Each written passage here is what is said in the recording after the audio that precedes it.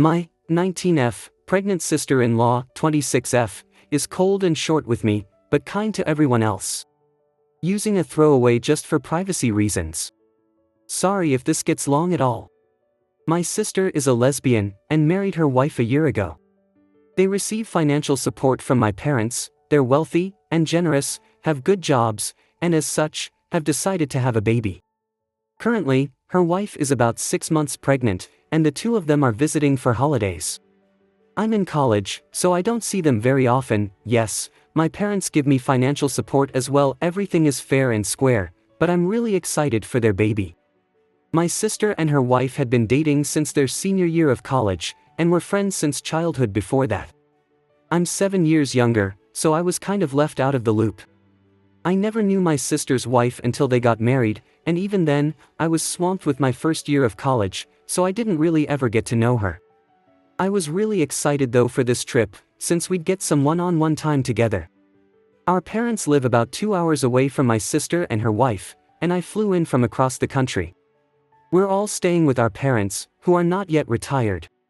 My flight got in yesterday late at night, so I slept in. My parents went to work, my sister went to go do some shopping. My sister-in-law stayed in with me, but I didn't realize she was around until she came downstairs while I was making lunch. She's pretty obviously pregnant, and I haven't seen her since her wedding, so I was really excited to see her. She was not. I said hi, and went to hug her, and she backed away. I apologized, and she just kinda looked at me weird, and went looking through the fridge. I tried to make small talk with her, so I asked when she was due. She gave me a really weird look, like I'd asked what her cup size was, and then just said March and kept making her food. I said I was really excited to have a niece or nephew, then asked if she wanted a boy or girl. She sighed really loudly, said she didn't care, and moved on. My sister had mentioned that her wife had PTSD due to a previous pregnancy, so I worried that might have been it. I tried to shift the subject, and asked how her work was. She set her knife down really loudly, stared at me for 30 seconds, then said fine, and went into the dining room without saying anything else. Throughout the day, I kept just trying to interact with her. Offered to get her a drink while I was in the room, she just muttered no, asked what she was watching, you wouldn't know it, it was The Simpsons, said I was really glad she was spending the holidays with us, a very begrudging, yeah. Really, I thought this must just be how she is. Then, my parents and sister came home, and she was super cheery and nice to them. My dad was asking if they had names picked out, and she just wouldn't stop chattering on. My sister said she wanted a family name, and her wife insisted on a unique name. My mom pointed out that my name, Anais, isn't very common, but it's also a family name, same as my grandmother, and they should consider it. I said I wouldn't mind having a niece with my same name, and my sister was really enthusiastic about it. Her wife gave me a death glare. I just ended up getting the silent treatment. At dinner, I asked if she would pass the potatoes, and she didn't listen. I repeated myself, she ignored me, and then my sister told her I had asked for her to pass the potatoes. Suddenly, she was all bubbly and giggling, guess I didn't hear. What do I do? Should I tell my sister? Directly challenge her? I have very positive relationships with my parents and my sister, and I want to be really involved with my niece/nephew, so I really don't want to go 100% no contact or anything. How can I try to resolve or at least get over this? TLDR, my sister's pregnant wife is weirdly cold and kind of short with me. What to do? Update, as of this morning we all had breakfast together. I sat across from my sister, between my parents, with my sister-in-law kitty corner to me. My sister-in-law actually spoke to me. But it wasn't all that positive. She asked if I was seeing anyone, in kind of a snarky tone. I said no, school was really busy, I just didn't have time, etc. She responded, well, not everyone finds someone. My sister tried changing the subject, asking my parents whether or not they'd gone to their winter home yet, they're those rich people. My sister-in-law was so nice to them. She was saying what a gorgeous house it is, how grateful she was to have been able to take a vacation there with my sister last month. My mom is easily flattered, so once my sister-in-law got started, she started gushing about her, and it was just a mush fest. After breakfast, I offered to go take our dogs for a walk. When I came back, my parents had left with my sister to go shopping again, and my sister-in-law was the only one home. She asked me how I was liking college, and I said I was liking it a lot. I major in pre-dental, started talking about it a bit, and she rolled her eyes. I apologized for oversharing, and she said, "No. It's fine. You just have a problem with reading the room, I guess." Then, she walked away. When my sister comes home, I'm definitely going to tell her about it. OP clarified why sister-in-law may not like her. There was one thing I might be able to think of in terms of her wedding. It was initially scheduled on the day of my finals. This was prior to invitations being produced/mailed, just their idea, so I called my sister to tell her I either wouldn't make it, or the date would have to be changed. She was really upset about it, because she and her wife had wanted a winter wedding, the date seemed perfect for them, etc. I said they didn't have to sacrifice the winter aspect, just maybe move it a day back. There was a kind of big fight, and I can assume my sister-in-law got in on it, but my sister is the kind of person who likes to be liked, think of her as a human golden retriever, and she didn't want to be mad at me, so we worked through it. Her wedding ended up being the day after my finals, which I was grateful for, and there's been no resentment or hard feelings since. My sister actually laughs at herself for being kind of an butt. Her choice quote from that time was, "You just don't have to go. It's just a test." I was my sister's MOH, and I didn't see much of my sister-in-law prior to the wedding. She'd gotten food poisoning from her bachelorette party, so she was kind of holed up for the majority of the pre-wedding hubbub. During the reception, I made a toast, talked about my sister and her wife's friendship, how we've just been waiting for the two of them to get married, they're a match made in heaven, etc. etc. She teared up, gave me a big hug, and said she was excited to be my sister-in-law. I wanted to talk more with her, but some relatives wanted to ask me why I chose the college I did, so I went to go talk to them. I'm probably going to bring this up with my sister either today or tomorrow. It all depends on what my sister-in-law is up to. Update 2. So, I didn't get the chance to talk to my sister. When my parents came back from shopping with my sister, my mom started saying how she had the perfect onesie for her granddaughter. Before my sister-in-law could start gushing, I asked what my mom meant. She asked if I hadn't heard I'd be having a niece, and I replied I hadn't. My sister said it was weird, because she'd asked her wife to tell me once they'd gotten the ultrasound. Her wife had zero excuse, and had the most deer-in-the-headlights reaction. There was something that just sort of snapped, and I started crying. I felt kind of spoiled and horrible for it, so I apologized, and went upstairs with the dogs. My parents came upstairs, and my mom went to go ask if I was okay, and my sister and her wife started shouting downstairs. My mom basically said that my sister-in-law does not like me, and that it wasn't really my fault, she's just bad with people she doesn't know, and took it out on me inappropriately. And yes, my sister-in-law was still pissed about the wedding date thing, which just made it worse. I felt really crappy and just like really bad. Part of it wasn't my fault, but part of it was my fault. And apparently my sister knew about both issues beforehand, and had given my sister-in-law directions to try and get along with me. They were still shouting downstairs, and I was kind of bordering on a meltdown, so I asked my mom if we could take the dogs for another walk. We went out the back, and when we came home, my sister had left the house to cool down, and her wife was upstairs. I spent most of the rest of the day downstairs, until my sister came home. She had obviously been crying, and was in a bad mood. My mom took her into the kitchen to try and calm her down, so I kept sitting in the living room.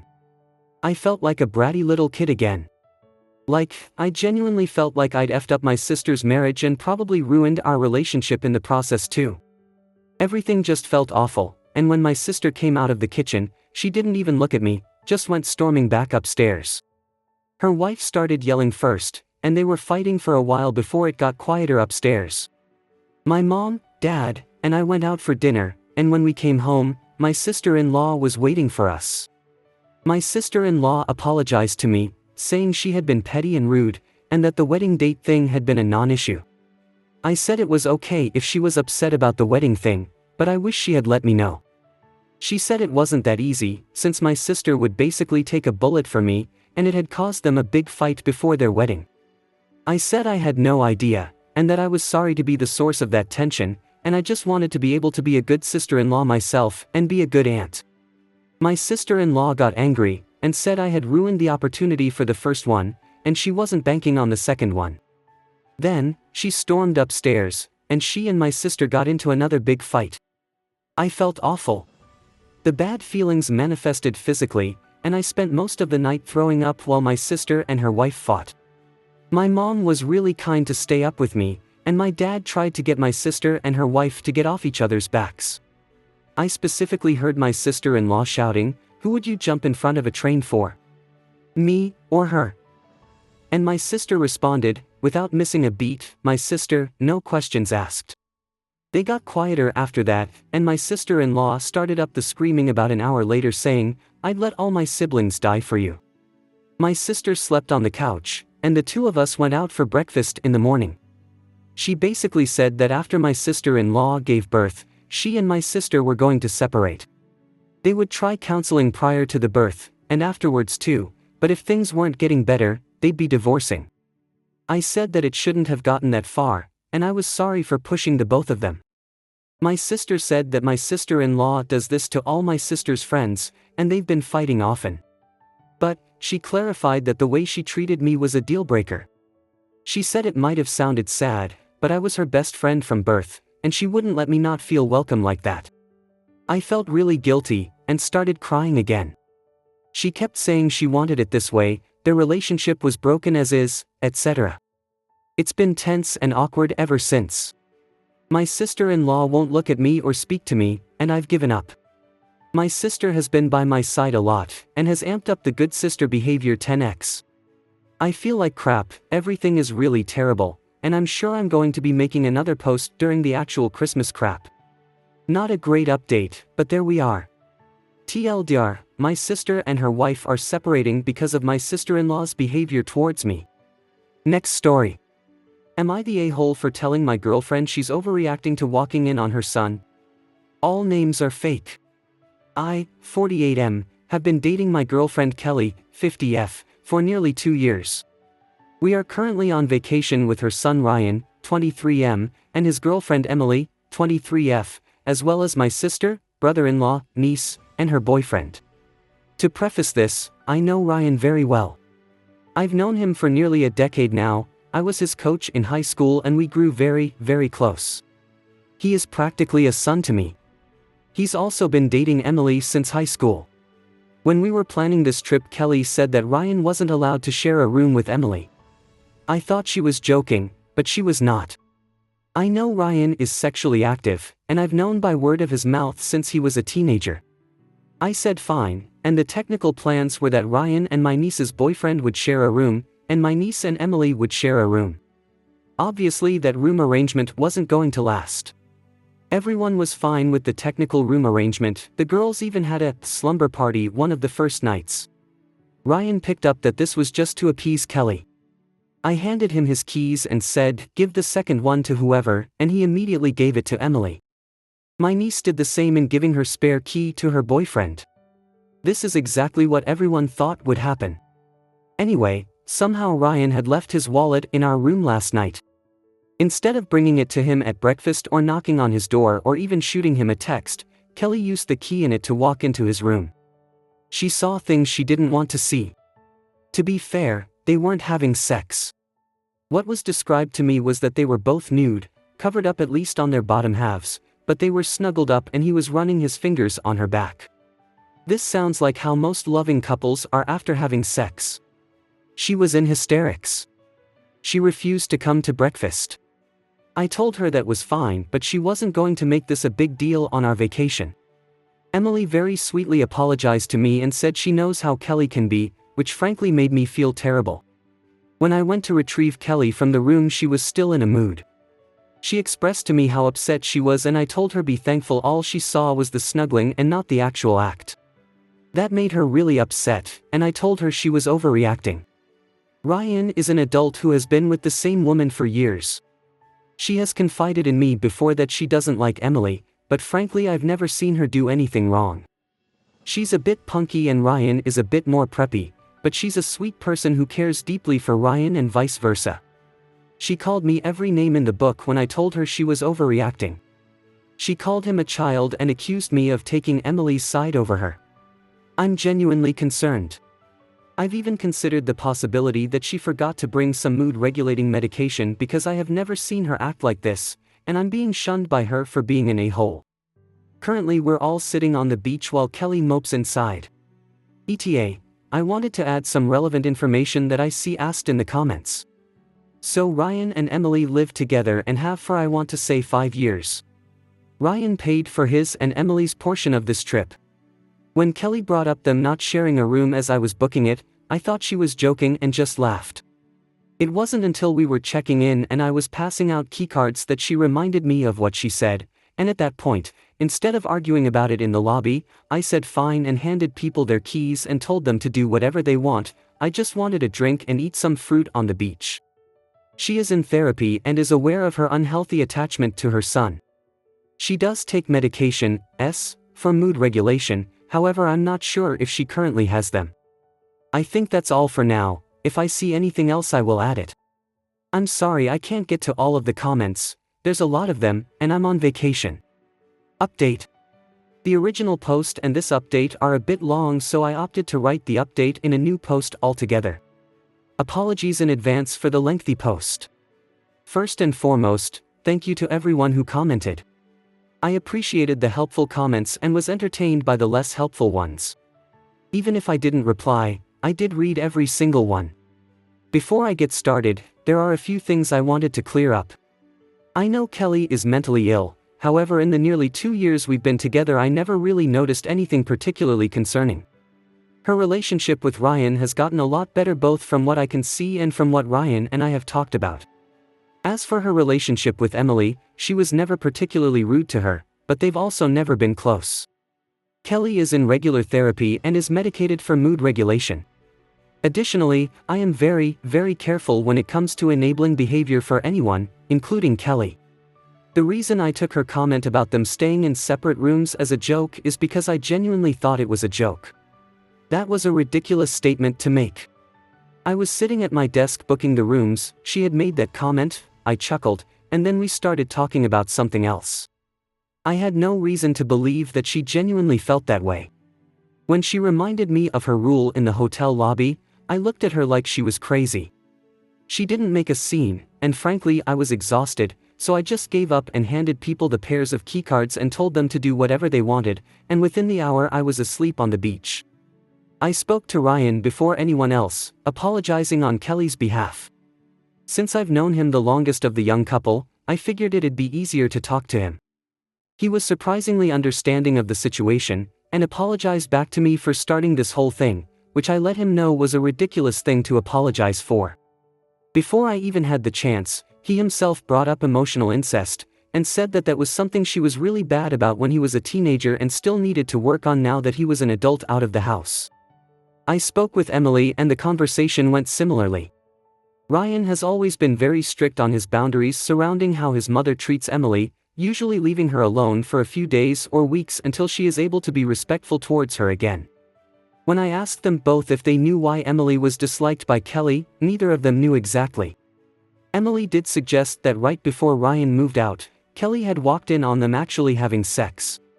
Her reaction was even more extreme than this one. They had just graduated high school, meaning Ryan was about 3 months from 19 and Emily was newly 18. This argument caused him to move in with Emily's family, which according to Ryan was extremely tough for Kelly. That event practically thrust her into needing to deal with her attachment issues and trauma, because Ryan told her he would no longer be in contact with her unless she started going to therapy and working on herself. The day of the post, Kelly was able to get an emergency appointment with her therapist. After that, she had calmed down significantly and I was able to actually talk to her.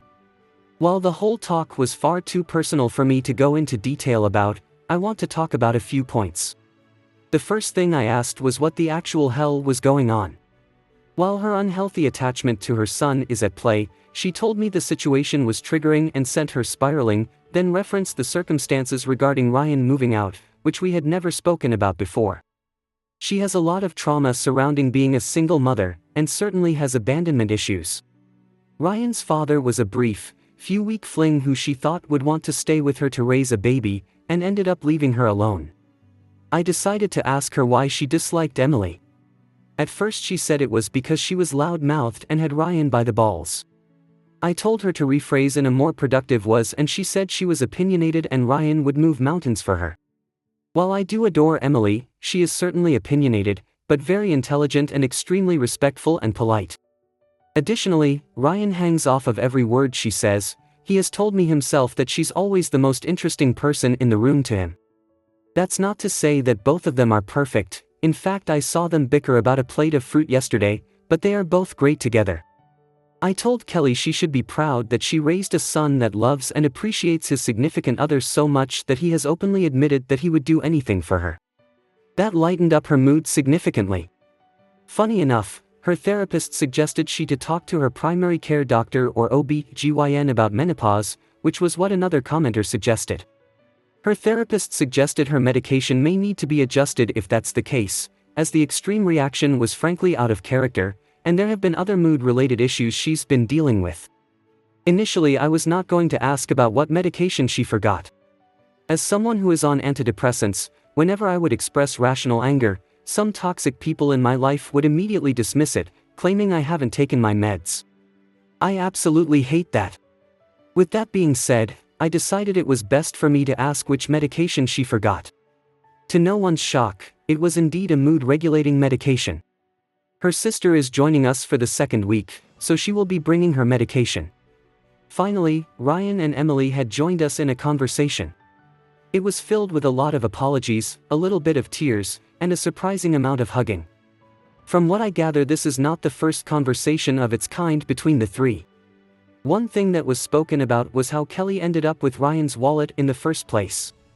Ryan is not someone who forgets their wallet, or their keys, or phone, or any other personal item. There was a brief argument about whether or not Kelly took his wallet, but she denied this, and Emily suggested it just fell out of his pocket when he laid on the couch. The biggest topic of conversation was Kelly opening the door with no invitation. She was not able to give a rational reason for doing so, and finally agreed with Emily when she had said that Kelly just wanted to catch them off guard. Ryan also put Kelly in her place as far as boundaries go, which I have seen him to before but am always impressed by, considering I remember when he felt like he had to just let his mom do whatever she wanted so that she was happy. Kelly accepted responsibility and spoke rather openly about her conversation with her therapist, which led to a lot of compassion and understanding from Ryan and Emily. Emily expressed her gratitude for Kelly accepting responsibility, and even suggested they get a drink together. It was generally agreed upon that this entire situation was ridiculous, and that everyone just wanted to enjoy their vacation. Kelly finally gathered herself enough to join us all for our vacation. I feel at ease knowing I can finally, actually relax. Since then our days have been filled with drinks, beach, good food, and naps, and I couldn't be happier. Next story. My mother-in-law wants my toddler to call her mama, and my husband doesn't have my back. I hate to come to Reddit with a personal Marshall issue, but I could use some reassurance that I'm not being wildly unreasonable here. My husband and I have a 17-month-old son, who is our first child and the first grandchild on both sides of the family. My mother-in-law spent a lot of time thinking of her grandmother name and eventually decided on Mama. This makes me uncomfortable as I am my son's mama. It feels like it's being taken from me and I don't want to share the title of mama with a grandparent. I've expressed to my husband several times since his mom chose this name that I'm uncomfortable with it, and his response has been unequivocally that I am being unreasonable and I have to get over it. To further complicate the issue, our son has a pretty significant speech delay. He's not speaking at all, and his speech therapist mentioned this week that he needs consistency and calling his grandmother mama will be detrimental to his language development. It also further increases the importance of the word mama to me. When he finally says it to me, it will be such an incredible moment that signifies all the long and hard work I've put into helping him grow and develop his speech. Even after bringing the speech concern up to my husband, he still thinks I'm unreasonable, and I'm on my own if I want to cause an issue with his mother.